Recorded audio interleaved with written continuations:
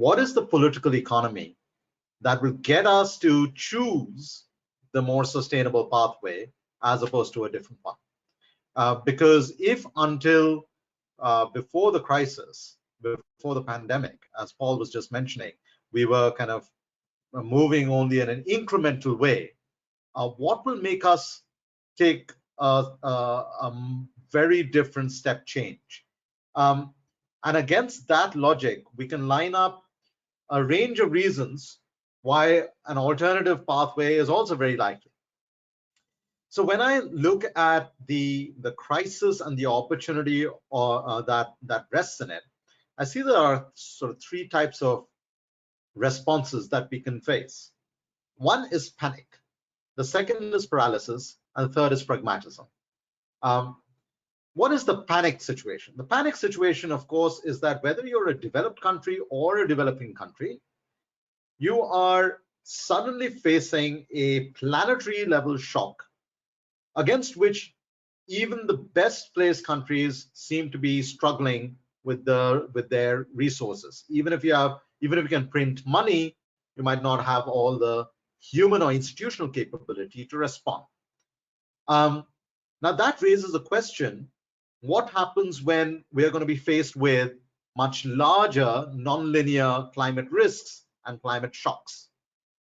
The second response around paralysis is this feeling that because we are now in a major crisis, there is absolutely no way, no room, no mental bandwidth for the average policymaker to even think of something green.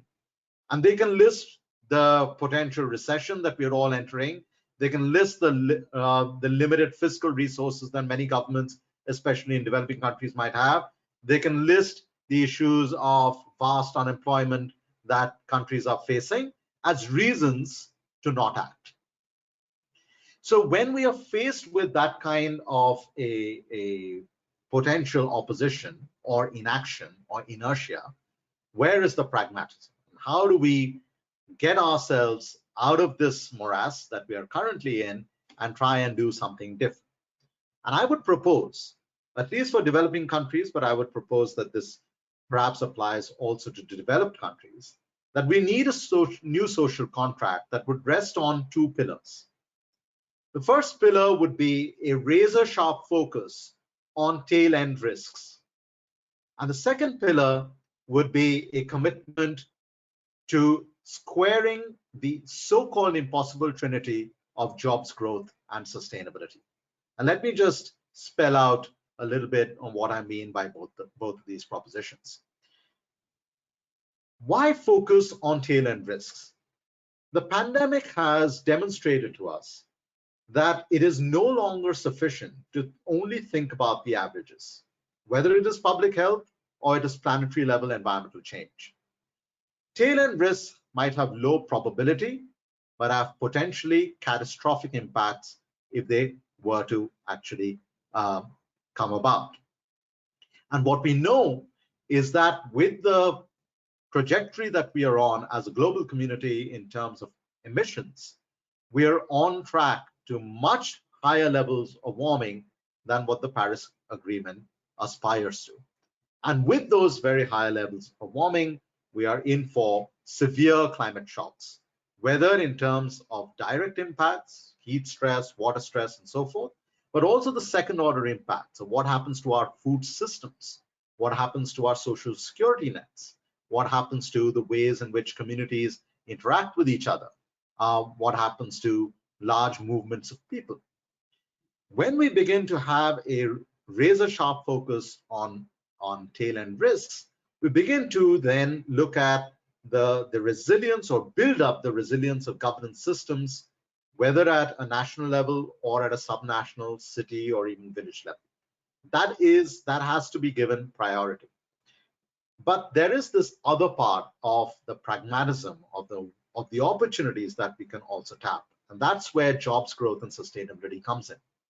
When we examine public policy interventions, you often see across countries that the priority is to usually two out of these three. Usually it's jobs and growth. Sometimes it could even be growth and sustainability without necessarily making sure that inclusive nature of jobs is being delivered. So I would argue that there is a way to square this potential impossible trinity. Number one, we have to identify the specific green sectors which have high employment coefficients that offer new greenfield opportunities for investment, and tap into the new stimulus packages that countries are going to produce, whether they are very rich countries or they are emerging economies as members of the G20, and tap into that lower interest rates and a liquidity that will come into the system. Second, we have to be able to distinguish between what we call at CW the project versus non-project risks, and to be able to make sure that money begins to flow where the sun shines the most, where the wind blows the hardest, where the opportunities for natural carbon sequestration actually resides. And in each of these areas, it is the countries within the tropics where the investment opportunity actually exists, where the projects actually exist, except that the money does not flow there because institutional investors are encumbered by their perceptions of the non-project risks, the overall country risks. And we have to find ways to pool these non-project risks and figure out ways of hedging them. And we've been working on some of these areas. I can talk about it later. The third is to use the fiscal stimulus that is going to come from governments to try and drive entrepreneurial green activities. And I think the points that Ed was making earlier is the rural economy where a lot of the poor reside. And guess what? At least in India, a lot of the urban poor are now going back to their villages because the activities in the urban areas are shut down. Even if 10% of those migrant labor decide to stay back in the rural economy and not come back into the cities when we open up our economy, we're talking about 10, 20, 30, maybe 40 million additional people looking for activities, income generating activities in rural areas. That's where, again, the confluence of energy efficiency, distributed energy, and the productive side of the economy comes in. Our estimation at CW is that in India alone, there is $50 billion opportunity of using technologies that already exist in the distributed energy space and combining with the efficient motors to drive income generating activities in the rural economy. Fourth, leverage the low oil prices to try and drive major fossil fuel subsidy reform. This is what India did when oil prices collapsed in 2014. And on the back of that, we were able to resolve some of the inequalities associated with cooking fuel subsidies and so forth. But there is still a lot more to be done.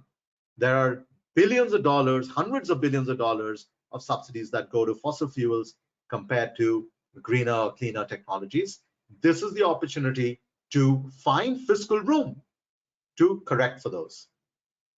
So if we begin to use these two pillars of a razor sharp focus on tail end risks, and also tap into the opportunities that will arise if we decided to devote public policy interventions on squaring the impossible trinity of jobs, growth, and sustainability, I think then we'll find the ways, the pragmatism in coming out of the crisis that we find ourselves in. If we don't do that, then we'll either be stuck with panic or paralysis.